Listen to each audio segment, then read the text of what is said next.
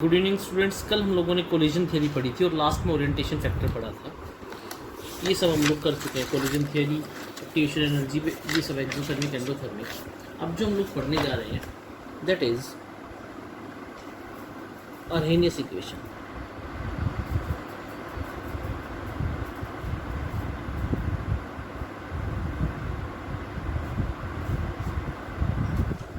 That is Arrhenius equation. Arrhenius equation का जो expression है वो है ये, k is equal to A E minus E A by R T. What is Arrhenius equation? सबसे पहले ही पढ़ते हैं कि हम लोगों ने पढ़ा था रेट कांस्टेंट पढ़ा था, और अब हम लोगों ने पढ़े, कल पढ़ा था एक्टिवेशन एनर्जी। तो रेट कांस्टेंट और एक्टिवेशन एनर्जी का जो रिलेशन होता है that is given by Arrhenius equation. बेटा देखो, एक्टिवेशन एनर्जी क्या करता था? जिसका एक्टिवेशन एनर्जी बैरियर लोअर था, रिएक्टेंट जल्दी जल्दी किस में कन्वर्ट होते जाते थे? प्रोडक्ट्स में। फिर हम लोगों ने पढ़ा जिसका एक्टिवेशन एनर्जी बैरियर ज़्यादा ऊंचा, उसमें रेट ऑफ रिएक्शन थोड़ा स्लो था, क्योंकि रिएक्टेंट उस स्पीड से प्रोडक्ट के अंदर चेंज नहीं हो रहे थे। तो ये हम लोग पढ़ते हैं अर्हेनियस इक्वेशन। इट गेव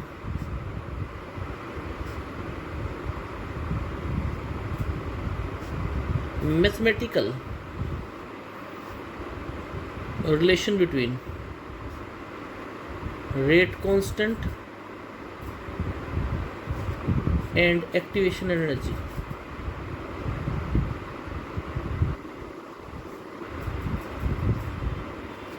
ठीक है, k is equal to a minus e by rt, where k is rate constant, a was Arrhenius constant, E was activation energy,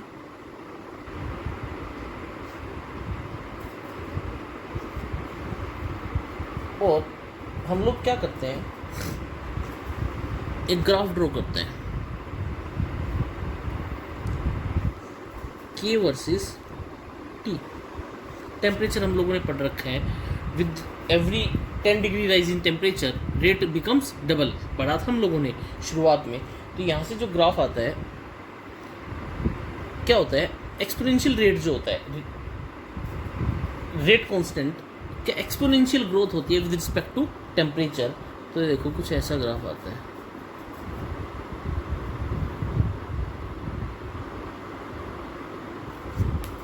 this is exponential growth. ठीक है, फिर हम लोगों ने क्या पढ़ा, अगर मैं कहता हूँ the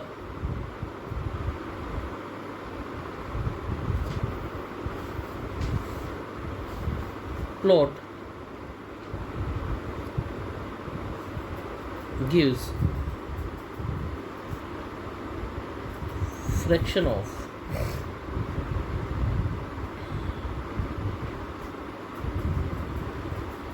total molecules having energy equal to or greater than activation energy। activation energy। फिर हम लोग नेक्स्ट पढ़ते हैं, मैं कहता हूँ k is equal to A minus E by R T. क्या मैं इसको ऐसे लिख सकता हूँ, k by A is equal to E minus E A by R T. ठीक है, लिख सकता हूँ, taking log on both sides.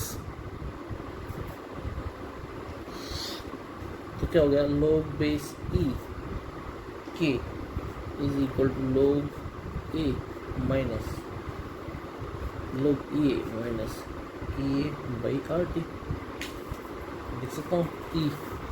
फिर क्या मैं इसको ऐसे लिख सकता हूँ, लॉग ई हटाने के लिए 2.303 से multiply log A minus E upon 2.303 R T. बोलो नेक्स्ट मैं कहता हूँ कंपेयरिंग कंपेयरिंग, तो मैं इसको कंपेयर करता हूँ। मैं दो केस लेता हूँ, एक रेट कांस्टेंट मान लेता हूँ K1, तो क्या बन जाता है log of A minus E upon 2.303 RT1, और दूसरा मैं लेता हूँ log K2 log of A minus E upon 2.303 RT2। बोलो, मेरे पास एक इक्वेशन आ गई A, ये आ गई B। Subtracting the equation,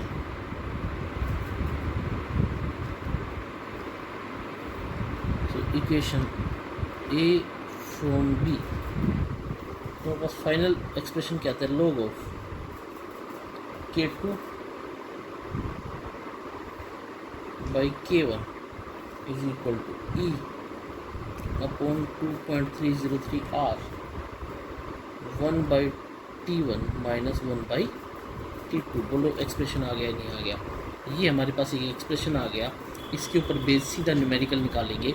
log K2 by K1 E upon 2.303 R 1 by T1 minus 1 by T2। log K2 by K1 rate constant, E activation energy, R gas constant, T1 एक temperature दिया और रखेगा, T2 एक, क्योंकि with respect to temperature rate constant change होता है, इसीलिए K2 by K1 activation energy और गैस कांस्टेंट दोनों क्या रहेंगे सेम। ये आ गया फाइनल, दिस इज C। अब एक न्यूमेरिकल देखो,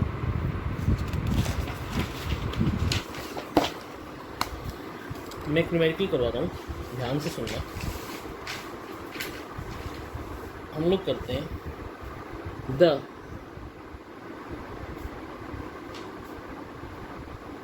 rate constant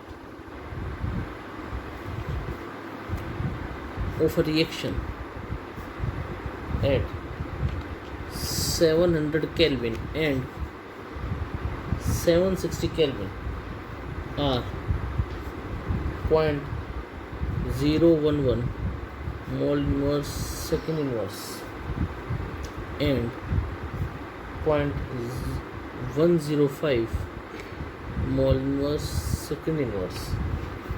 Calculate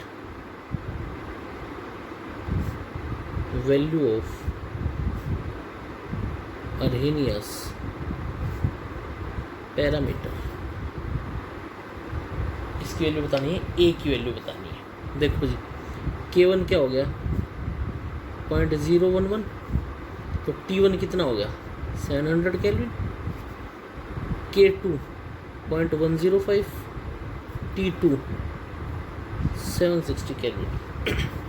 log of K2 by K1, तो K2 by K1 is equal to E upon 2.303 R 1 by T1 minus 1 by T2। K2 कितना है 0.105 upon 0.011 is equal to E upon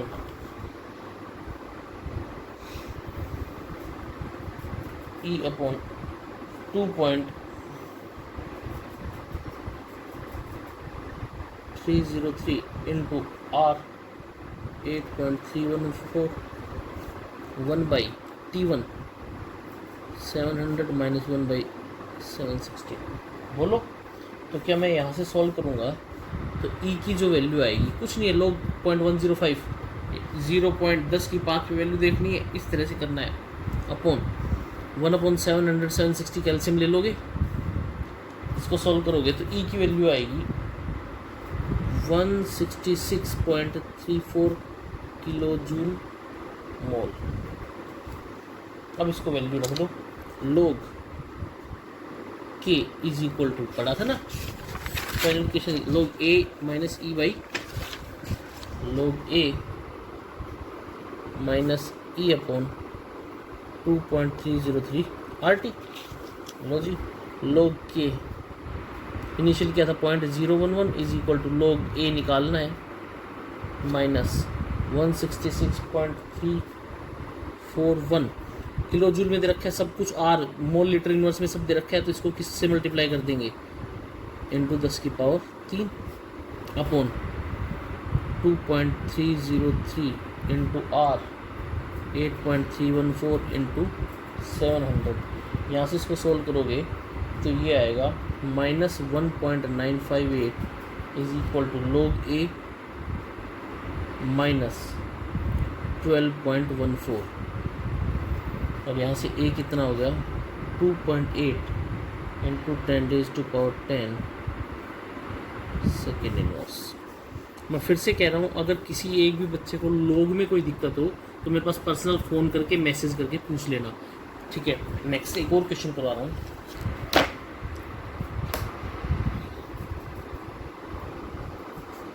the rate of reaction triples when temperature changes from 20 degrees Celsius to 50 degrees Celsius. Calculate energy of activation for reaction. R कितना है 8.314 joule kelvin inverse mole inverse. Logic कुछ नहीं है, rate of reaction triples, यानी कि अगर पहले वाला x है तो दूसरा कितना है 3x। और अब मैं क्या कहता हूँ, रेट ऑफ रिएक्शन ट्रिपल्स यानी कि K1 अगर 1 है तो K2 कितना हो गया 3। तो क्या K2/K1 3 हो गया या नहीं हो गया?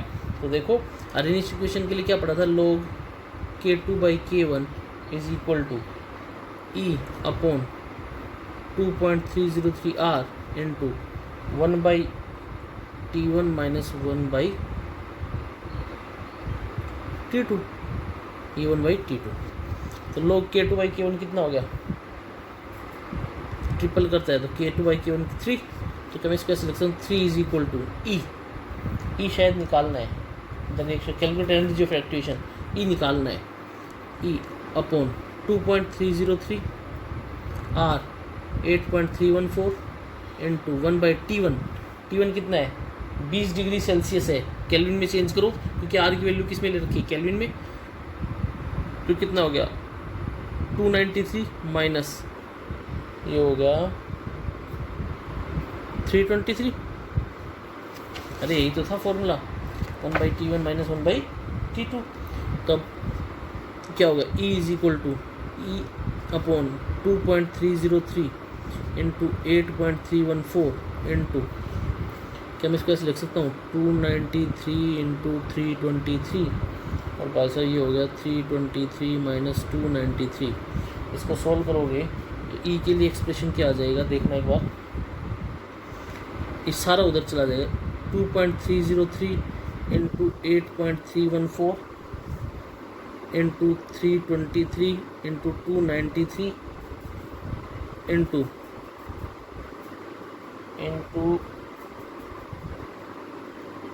0.477 अपॉन 323 290 30। ई को सोल्व करोगे तो आएगा 28.11 किलो जूल मोल इनवर्स। बोलो बेटा बात समझ में आई है नहीं? ठीक है। अब नेक्स्ट देखो भाई, ये क्या था E, ये log K2/K1 है, log K2/K1 की वैल्यू 3, तो ये 0.477 क्या है log 3 की वैल्यू है। कंफ्यूज मत होना कि 0.477 कहाँ से आया, ये log 3 की वैल्यू है। ठीक है, नेक्स्ट अब शुरू करते हैं।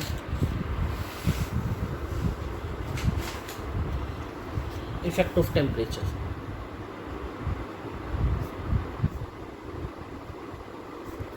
अभी हम लोगों ने पढ़ा effect of temperature.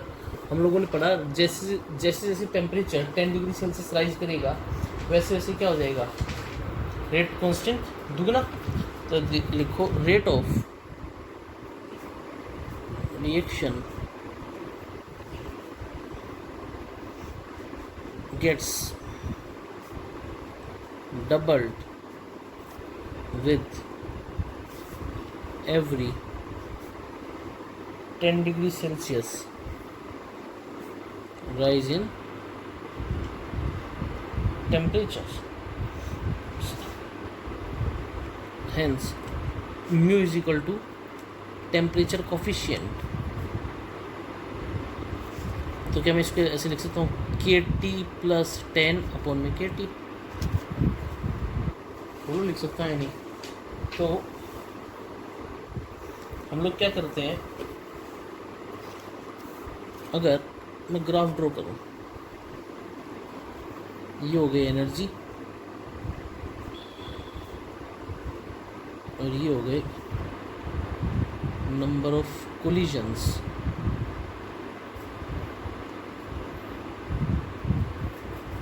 Of fraction of molecules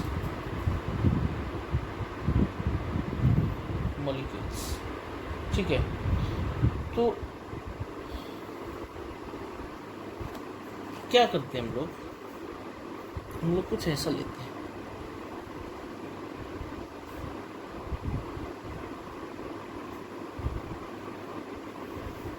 और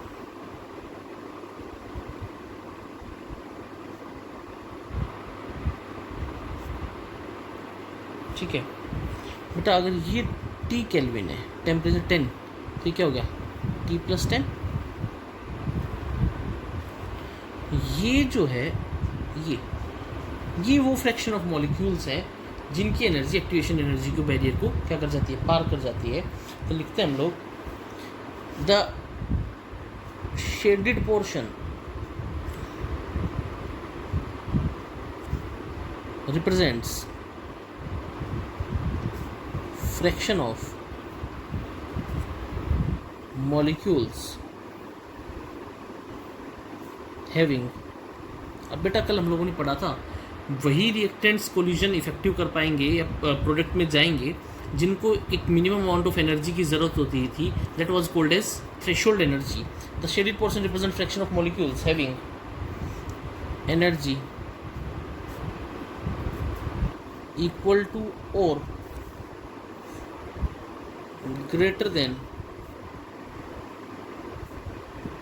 थ्रेशोल्ड एनर्जी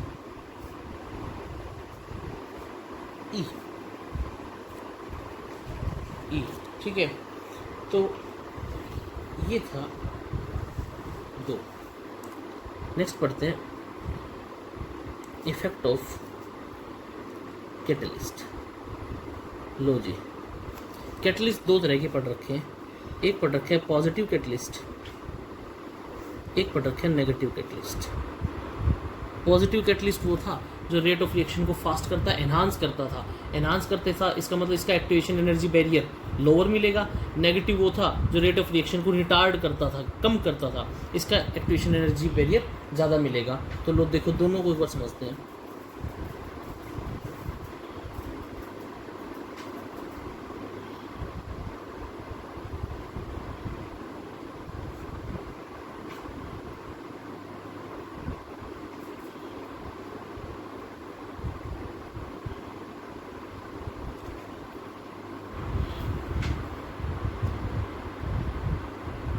ये पोटेंशियल एनर्जी, ये कोलिजन नंबर, ठीक है।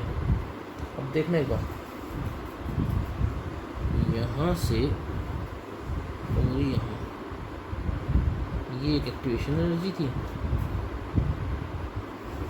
यहाँ से और यहाँ ये एक एक्टिवेशन एनर्जी बैरियर था, ठीक है।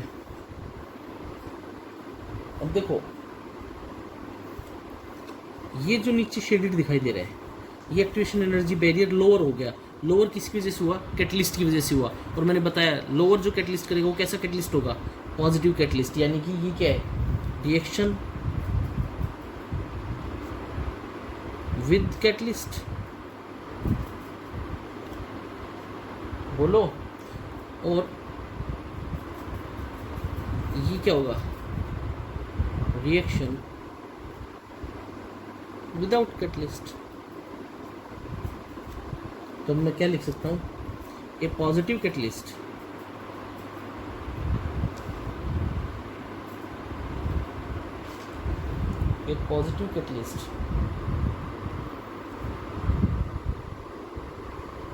is to lower down the activation energy energy greater the decrease in activation energy, higher will be reaction rate. बोलो बेटा बात समझ में आई या नहीं आई। नेक्स्ट रोल पढ़ते हैं नेगेटिव कैटलिस्ट का।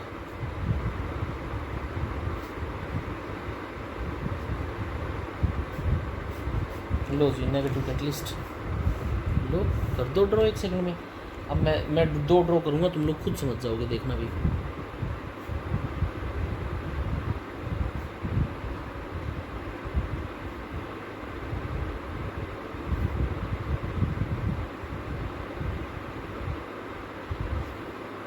ऊपर वाला अब किसका हो जाएगा? नेगेटिव कैटलिस्ट क्या करता था? रेट ऑफ रिएक्शन को स्लो करता था। इसका मतलब उसका एक्टिवेशन एनर्जी ज़्यादा। तो मैं क्या इसको ऐसे लिख सकता हूँ, कैटलिस्ट प्रेजेंट, अरे बोलो, और ये क्या है? Catalyst absent. ठीक है जी। ये क्या था? रिएक्टेंट। ये क्या था? प्रोडक्ट, है ना। और ये जो बीच का था, ठीक है, इंक्रीज्ड एक्टिवेशन एनर्जी। ये क्या थी? Potential energy. ये क्या था? Collision number. ठीक है, तो हम लोग लिख सकते हैं a negative catalyst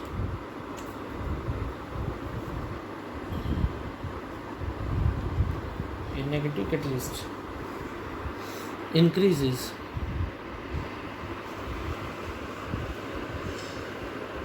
a negative catalyst increases the activation energy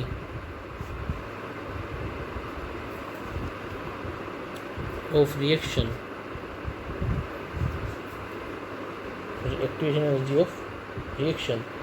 by forming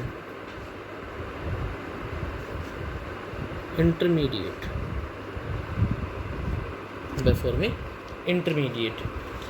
due to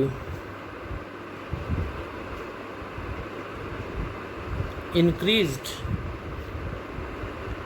activation energy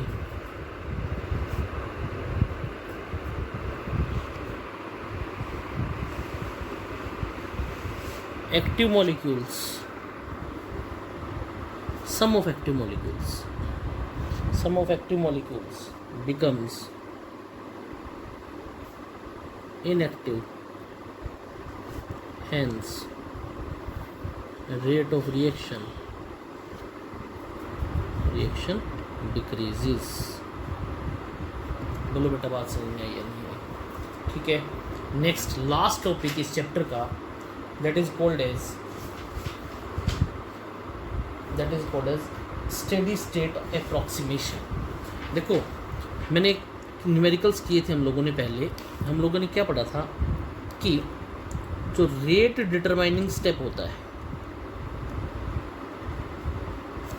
step जो होता है वो हमेशा कौन सा स्टेप होता है? Slowest step.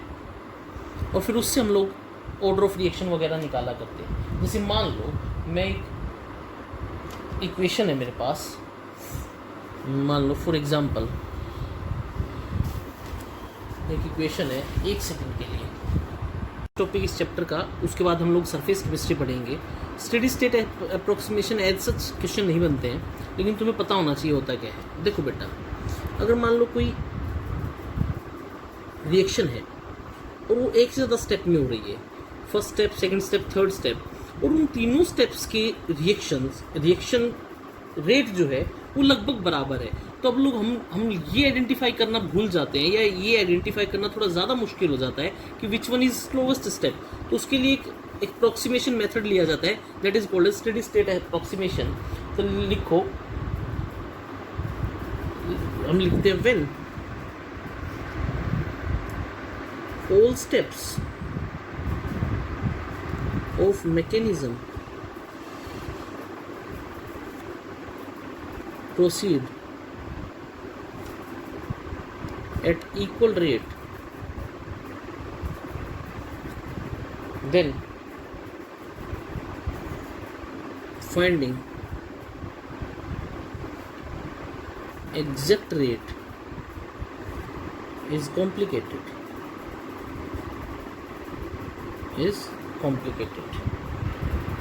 So hence, so according to this approximation,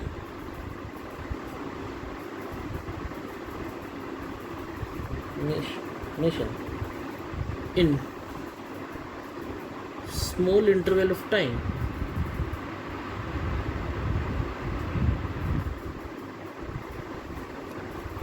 the concentration do not change with time.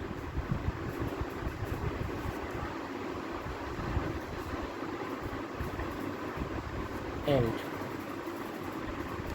rate of formation becomes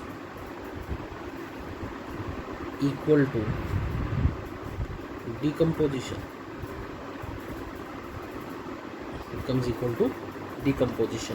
और मैं कहता हूँ, मान लो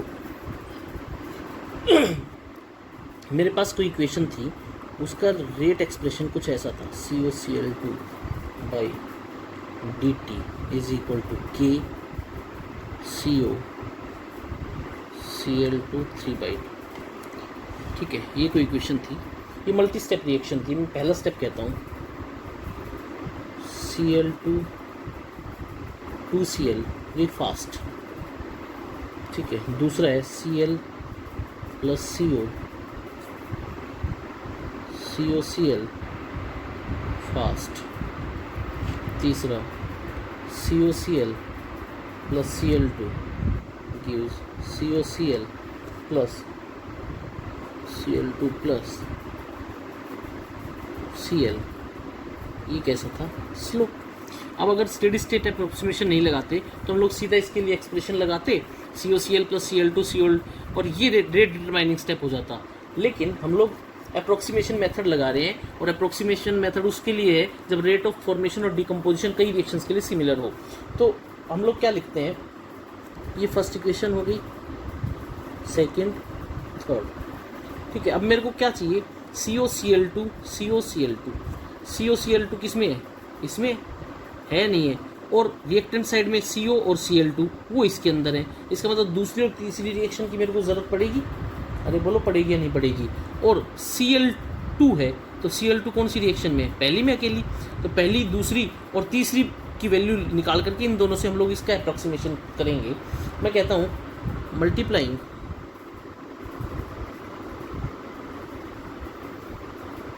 इक्वेशन 2/2, इसको 2 से मल्टीप्लाई करेंगे, एंड एडिंग 1 वी गेट कुछ ऐसा करेंगे, Cl2 plus 2CO gives 2COCl.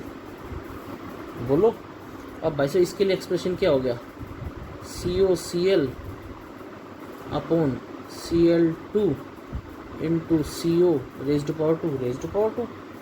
अरे बोलो यार, तो मैं क्या ऐसे लिख सकता हूँ, COCl is equal to K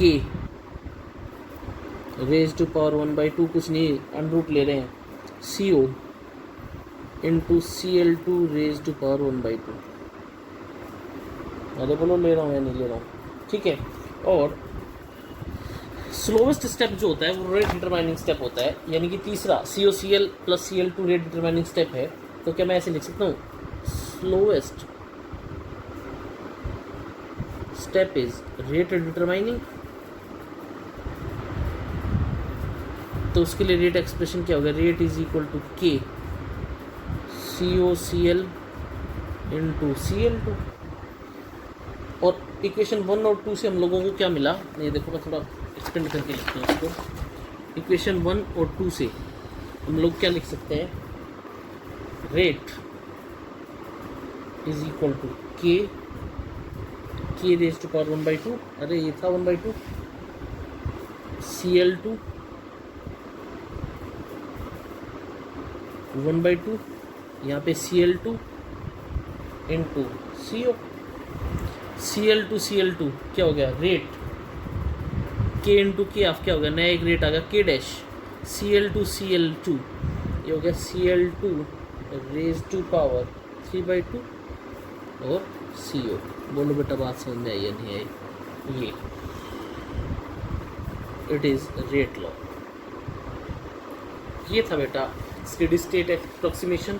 इसके साथ ही चैप्टर हो गया है कंप्लीट। अगर कोई दिक्कत हो तो पर्सनली मेरे पास सारा मैसेज करो और करो, मैं भी, क्योंकि नेक्स्ट हम लोग पढ़ेंगे सरफेस केमिस्ट्री, केमिकल काइनेटिक्स यहाँ पे ख़त्म होगा।